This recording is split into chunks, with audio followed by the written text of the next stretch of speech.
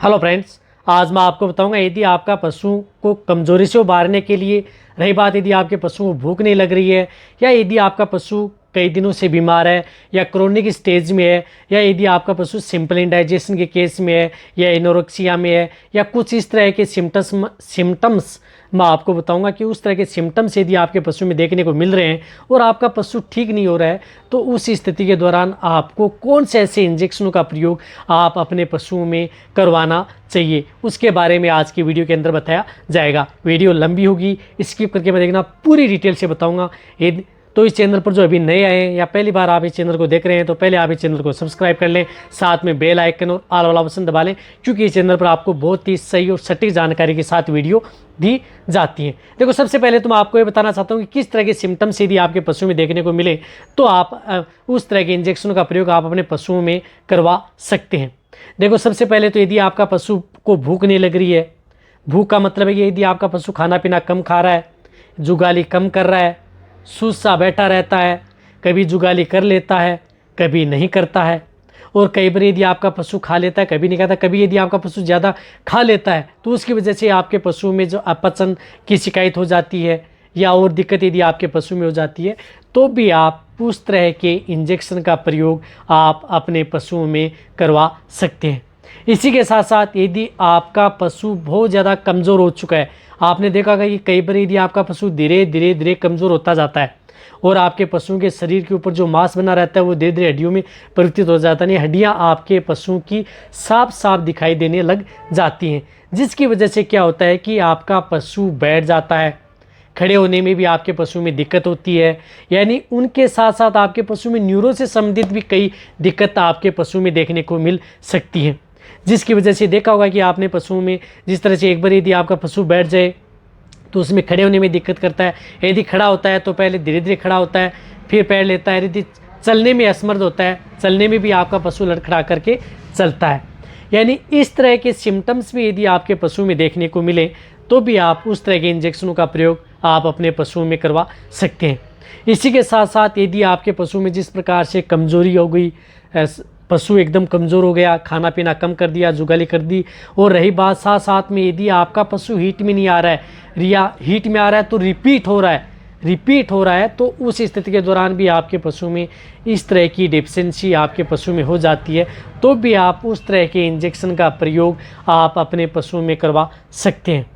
रही बात यदि आपके पशु में लीवर से संबंधित कोई भी दिक्कत यदि आपके पशु में हो जाती है, यानी लीवर कमज़ोर हो जाती है, या यदि आपके पशुओं में डाइजेशन आपके पशुओं का प्रॉपर नहीं हो पाता है तो उस स्थिति के दौरान भी आप उस तरह के इंजेक्शन का प्रयोग आप अपने पशुओं में करवा सकते हैं। देखो, सबसे पहले तो मैं आपको बताना चाहता हूँ कि जो इंजेक्शन आपको कहीं पर भी किसी भी क्षेत्र में मिल जाए,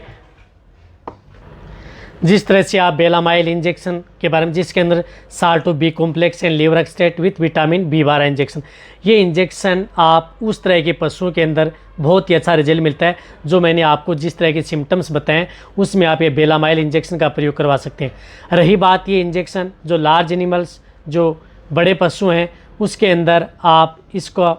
10 ml से लेकर के 15 ml ओनली ऑन इंट्रामस्कुलर, यानी ये सिर्फ और सिर्फ मांस के अंदर लगता है, ये इंजेक्शन आप उस पशु को लगा सकते हैं। रही बात ये इंजेक्शन यदि आपके पशु में इस तरह की दिक्कत है तो लगातार 3 दिन से लेकर के 5 दिन तक भी आप उस पशु को दे सकते हैं, कोई भी दिक्कत आपके पशु। रही बात ये इंजेक्शन आपके पशुओं के लिए प्रेगनेंसी सेफ भी है, और इस इंजेक्शन के बारे में पूरी डिटेल से मेरे चैनल पर एक डिटेल से वीडियो बनी हुई है, वो भी आप जा करके देख सकते हैं। इसी के साथ साथ मैं आपको बताऊंगा कि उसमें आप यदि आपके पशु में इस तरह की दिक्कत है तो आप सोडियम एसिड फास्फेट, जिस तरह से यूरिमीन इंजेक्शन है, उस इंजेक्शन का भी प्रयोग आप अपने पशु चिकित्सक के द्वारा करवा लें। यदि आपके पास कोई वेटरनरियन है तो ये सोडियम एसिड फास्फेट साल्ट हो तो ये इंजेक्शन,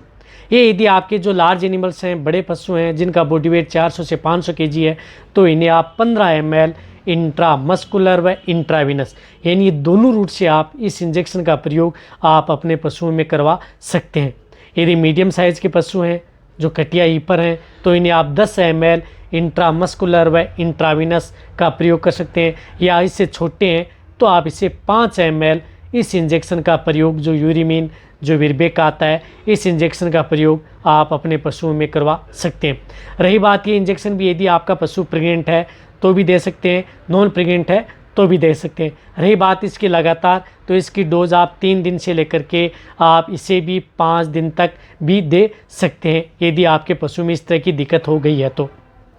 बहुत ही अच्छा रिजल्ट आपके पशु में देखने को मिलता है। यदि आपका पशु रिकवरी ले लेता है तो आप 2 से 3 दिन लगाएं, रिकवरी नहीं लेता है तो आप इस तरह के इंजेक्शन का प्रयोग लंबे समय तक कर सकते हैं। कई बार यदि आपके पशु में फास्फोरस की डेफिशिएंसी भी हो जाती है तो उसकी वजह से आपके पशु में बहुत ही ज़्यादा दिक्कत हो जाती है। ये आपके पशु में। रही बात ये इंजेक्शन क्या क्या काम करता है, कौन कौन से रोगों के अंदर, मेरे चैनल पर एक डिटेल सी वीडियो बनी हुई है। कहाँ पर जाना आपको, जो वेट इंजेक्शन की जो प्ले लिस्ट बनी हुई है, ऑल मेडिसिन वेट इंजेक्शन, वहाँ पर जाकर के देखिए सभी तरह के इंजेक्शनों के बारे में पूरी जानकारी दी गई है। रही बात यदि आपको इंजेक्शनों के बारे में पूरी जानकारी लेनी है तो जो दया चौधरी रार है उस चैनल पर पूरे ऑल वेटनरी मेडिसिन है, उनके बारे में डिटेल सी वीडियो बनी हुई है, तो उसका लिंक आपको डिस्क्रिप्शन में मिल जाएगा। वहाँ पर जाकर के उस चैनल को सब्सक्राइब करें और जितनी भी तरह की veterinary medicine, veterinary medical agency के अंदर दवाइयाँ आती हैं, सभी की तरह की आप लाइव देख सकते हैं कि कौन सी दवाइयाँ क्या क्या काम करती हैं, तो वो भी आप जा कर के उस चैनल पर देखें और सब्सक्राइब भी कर सकते हैं। रही बात इस तरह के रोग के अंदर, आप तीसरा इंजेक्शन मैं बताऊँगा आपको, जो न्यूरोकाइन इंजेक्शन आता है, न्यूरोकाइन प्लस,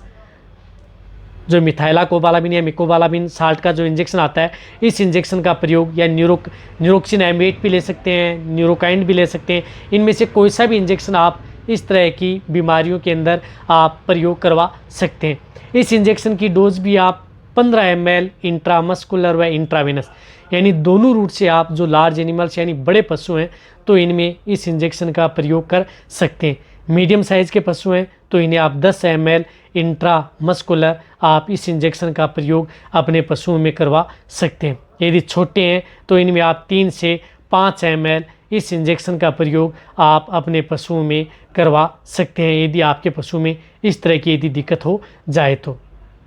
रही बात जो ये इंजेक्शन, जो मैंने ये तीनों इंजेक्शन बताए हैं, ये तीनों तरह के जो इंजेक्शन आप अपने पशुओं में एक लगातार 3 दिन या 5 दिन तक भी आप कंटिन्यूटी प्रयोग कर सकते हैं। और रही बात, तीनों इंजेक्शन आप अपने पशु के लिए यदि प्रेग्नेंट है तो भी सेफ़ है, नॉन प्रेग्नेंट है तो भी सेफ़ है, दूध देने वाले पशु हैं तो भी सेफ़ है, यानी दूध देने वाले पशुओं का दूध भी नहीं जलाएंगे। रही बात साइड इफ़ेक्ट की, तो तीनों ऐसे इंजेक्शन हैं जो कि आपके पशु में किसी भी तरह का कोई भी साइड इफ़ेक्ट आपके पशुओं में नहीं करेंगे यदि आप अपने पशुओं को यदि डोज यदि कम ज़्यादा भी हो जाए तो। रही बात यदि आप डोज ज़्यादा देंगे तो ज़्यादा आपको रिजल्ट मिलने वाला नहीं है, लेकिन जितनी मैंने डोज बताई है उसी के अनुरूप आप इसकी डोज रख सकते हैं और उसी के अनुरूप आप अपने पशुओं को दे सकते हैं। इसी तरह से आपको आने वाले समय में अलग अलग बीमारियों के अंदर किस तरह के इंजेक्शन का प्रयोग किया जाता है उनके बारे में वीडियो मिल जाएगी। वीडियो जितना हो सकता है पशुपालक वेटरनरी असिस्टेंट हैं उनके साथ जितना हो सके शेयर करें। इसी तरह से वीडियो देखते रहें, इसी तरह से प्यार देते रहें। थैंक्स, धन्यवाद।